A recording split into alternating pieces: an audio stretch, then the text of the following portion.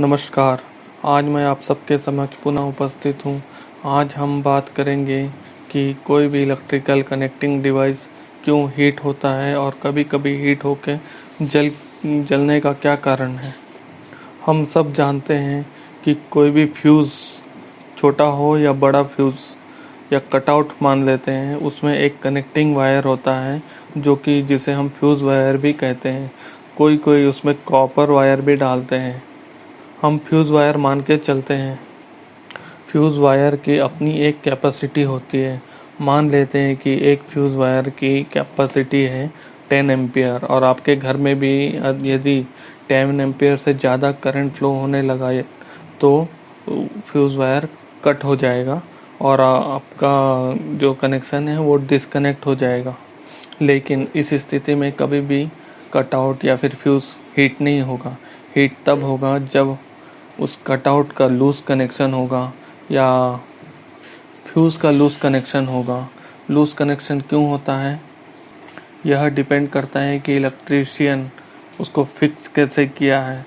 और दूसरा कारण है कि जब फ्यूज़ के ऊपर से कुछ गिरता है या नट बोल्ट गिरता है या कोई कचरा गिरता है, तब वो फ्यूज़ लूज़ हो जाता है और वह हमें दिखाई नहीं पड़ता। हम बार बार उसको निकालते हैं, फिर लगाते हैं, अच्छे से फिक्स करते हैं, फिर भी वो हीट होते रहता है क्योंकि हम उसे देख नहीं पाते, क्योंकि वो अंदर की तरफ होता है।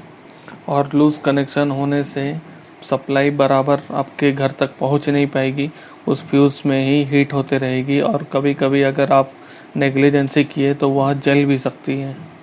और यदि आपने उस फ्यूज़ को फिर से निकाला और उसे अच्छी तरह साफ़ किया, उसके बाद उसको फिक्स किया, उसके बाद देखिएगा आप कि वो कभी हीट नहीं होगी। वैसे ही बस बार आपने देखा होगा, बस बार में भी एक कॉपर प्लेट नहीं, कॉपर की पट्टी लगी होती है, वह भी कभी कभी जल जाती है क्योंकि उसमें नट बोल्ट फिक्स होता है लेकिन उसको अच्छे से टाइट नहीं किया होता है। जब तक उसको अच्छे से टाइट नहीं करेंगे तब तक करंट अच्छे से फ्लो नहीं हो पाएगी और वहीं पर लीकेज होगी और वहाँ हीट होके जल जाएगा। इस कारण से बहुत लॉस होता है और हीट होकर जल जाते हैं, इससे बहुत बड़ा नुकसान होता है। इसलिए जब भी आप अगर कोई भी कनेक्शन करें तो यह सुनिश्चित कर लें कि वो अच्छे से फिक्स हो, अच्छे से टाइट हो, ताकि कोई त्रुटि ना रहे और बहुत बड़े नुकसान से आप बच सकें। और यदि लूज़ कनेक्शन हुआ तो बार बार कनेक्ट डिस्कनेक्ट ऐसा होते रहेगा और फ्लक्चुएशन बहुत होगा और इस वजह से बहुत नुकसान भी होता है।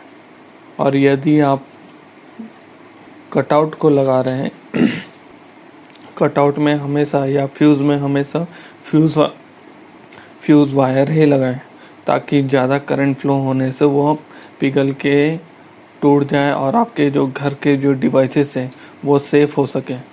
और यदि फ्यूज़ या कटआउट में अगर आप कॉपर वायर लगाते हैं तो उसकी कैपेसिटी बहुत ज़्यादा होती है। मैंने यहाँ तक सुना है कि एक जो कॉपर वायर होती है, जो पतली कॉपर वायर होती है, उस जैसे कि 2.5 mm की एक कॉपर वायर है, उसमें उसको आप छील लें।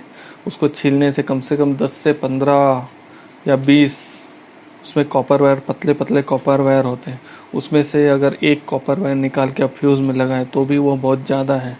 क्योंकि मैंने सुना है क्योंकि एक कॉपर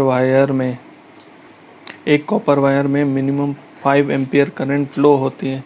यदि आपके घर की कैपेसिटी कम है, 5 एम्पियर से कम है, तो फ्यूज़ से तो 5 एम्पियर करंट फ्लो हो गया, लेकिन आपके घर के जो डिवाइसेस हैं उसको नुकसान पहुंचा सकते हैं और वह जल सकते हैं।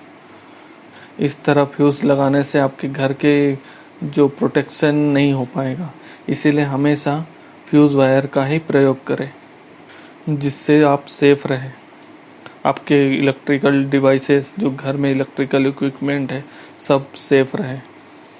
आशा करता हूँ आज का वीडियो आप सबको पसंद आया होगा। कृपया इस चैनल को लाइक, शेयर एंड सब्सक्राइब करके हमें सहयोग करें। हम आपका पूर्ण हृदय से धन्यवाद ज्ञापन करते हैं।